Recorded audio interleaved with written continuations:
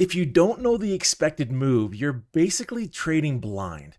Today, I'm going to show you how to find the expected move and why it matters if you trade credit spreads. The expected move is basically the option market's best estimate for the likely range by expiration. So when you know it, you can choose smarter strikes, avoid selling too close to the danger zone, and structure spreads with probabilities on your side. I'll show you two ways to find it. The easiest way inside your broker and a simple calculation using the at the money puts and calls. So the expected move is basically like a fence around the current price. There is a 70% chance that the markets will stay inside of the expected move.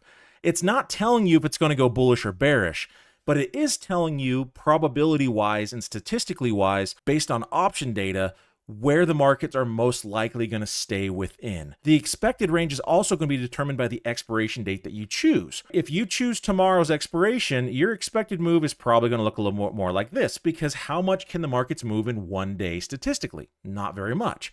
What if you choose something that expires in 50 days? Your expected move is probably going to be a lot more like this. Why? Because the markets have 50 days to make a move. And so the options are calculating the time, the volatility during this time, and the average range of this specific stock to figure out and calculate how far is it expected to move during this time, bullish or bearish. How can we use this information whenever we're selling credit spreads? Well, inside the expected move right here is the danger zone. That is statistically where it could get to. So if you are selling a bull put spread underneath the price and you sell inside the expected move for the duration of your credit spread, you are selling inside the probability of where it could get to. And remember, with credit spreads, it's all about saying where's the stock not going to go during a certain time. That's how you're winning. So the expected move is going to become your best friend with credit spreads, because if you know the expected move off the bat, which after this video, again, I'm going to show you exactly how to calculate it, how to find it in your broker, all of that fun stuff, you'll be able to simply go, okay, well, instead of selling a spread here, I'm going to sell a spread outside the expected move. Or if you're doing a bear call spread, I'm going to sell a spread outside the expected move. And that allows you to be safer with your credit spreads, because now you're playing the statistics. The option market has already told you statistically about a 70% chance of where it's going to stay within, right? The fencing is right here. There's a 70% chance that it's not getting above this or below this by expiration. And so if you already have that probability, if you already have that information right in front of you, simply use it to sell credit spreads safely by going outside of that expected move. So how do you find and determine the expected move? Well, let's start by pulling up the broker. So this is my broker. It's TradeStation. Every broker out there is going to have something very similar to this though. But over here, you'll be able to see all these different dates. These are expiration dates. Remember I talked about before, if you choose an expiration date further out in time, like 50 days out, the market's going to have a lot more time to make a move. The expected move is going to be a lot larger.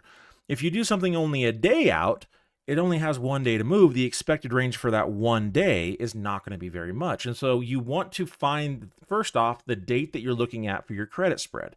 So we're going to do a few different examples here. So let's go ahead and go out to 50 days or so. Let's pick this date here, which is 46 days out. Okay, you're going to click on that and bring it down. On my broker, there's actually a few different places where you can find the expected move. If you notice right here, there is a number that says plus or minus 32. That is your expected move for this expiration, for this time slot. The markets are saying that SPY, in this case, whatever ticker you're using, this will work for every ticker that has options out there, is saying that this is going to move $32 up or down. You notice a plus or minus. It's not saying it's going to go up. It's not saying it's going to go down. It's saying the options are telling us that we have a $32 expected move during this time. So we have a 70% chance that the markets will not go beyond $32 during this time frame. So this is one area where you can find the expected move.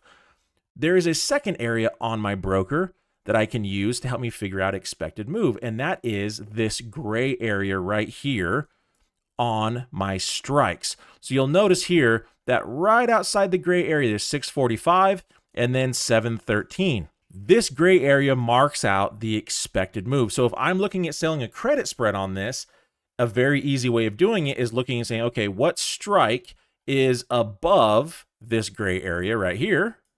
and what strike is below this gray area right here. And those are the strikes that I want to stick with. Anything inside this gray area is the danger zone, and I do not want to be selling the strike inside the expected move. So if your broker doesn't give you any of these things, if it's not highlighting the gray area here on the strike, if it's not showing you the expected move up here on the option table itself, the final way that you can use any broker to be able to calculate expected move is to find the current price of the stock. So in this case right now, at the time of recording, SPY is sitting right at 685. So I am then going to go to the strikes that are closest to that number. So in this case, we actually have a strike that's 685. I am then going to find the mid. The mid is the difference between the bid and the ask. Okay, I have the mid right here on this column. And this is true for calls and puts. So this side over here is my puts, this side over here is my calls, and this is my mid over here. You want to add the mid together for the puts and the calls. So let's jump over here. Let's take a look here. That's 685, and the mid for the puts is $15.04. And I'm going to type in $15.04. And then I'm going to go over here to my calls, and I'm going to find the mid right here of my calls, which is $17.56. Make sure you're using the same strike. You don't accidentally go down to like the 586. Make sure you're sticking on the same strike for both calls and puts, and you're not changing the expiration or anything like that. You're sticking on the same expiration. So in this case, we want to add $17.56 to our 1504. And that gives us an expected move of $32.60.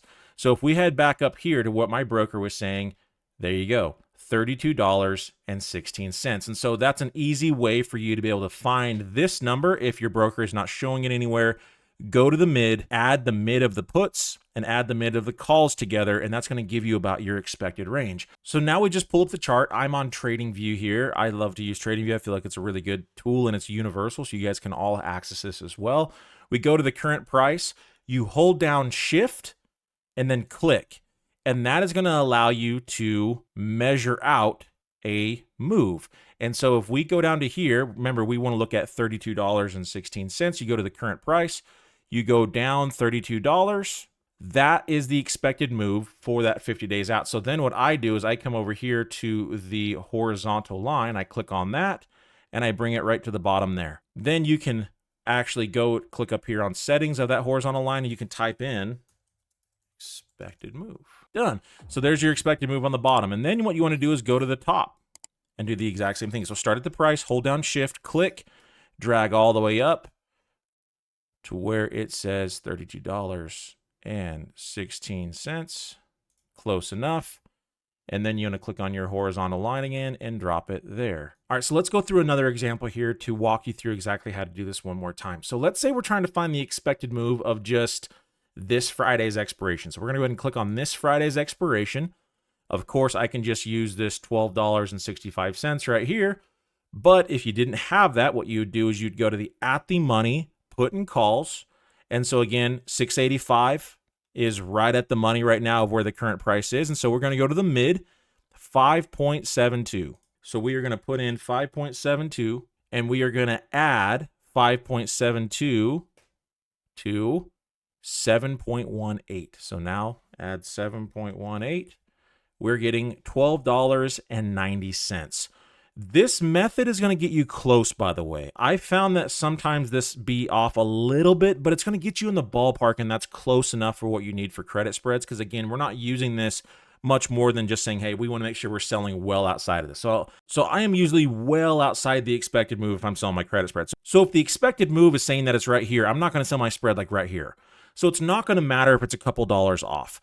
What I want to basically know is, okay, is this the general range of where it's at? Again, your broker will give you the exact number, but if you're adding and it's you know a few dollars off of what my broker's showing or something like that, that's okay, because I just need to know my general area, and I just need to know, make sure I'm not inside of here, and I want to make sure I'm way outside the expected range, bullish or bearish, whichever way you're going. Our expected move was $12.90. So then you go to the current price right here, you hold down Shift, you drag up, and you get $12.90, close enough. and then you click on your horizontal line, you mark that out right there, and then you do the exact same thing to the bottom. Hold shift, click where the current price is right now, and then drag it down to $12.90 right there. And then you click on your horizontal line right there and label that out. So now there you go. We have our expected move for this Friday. So I wanted to mention something real quick. The expected move is going to change. It's not going to stay static at this point like it is right now. As the markets move, your expected move is going to move with it.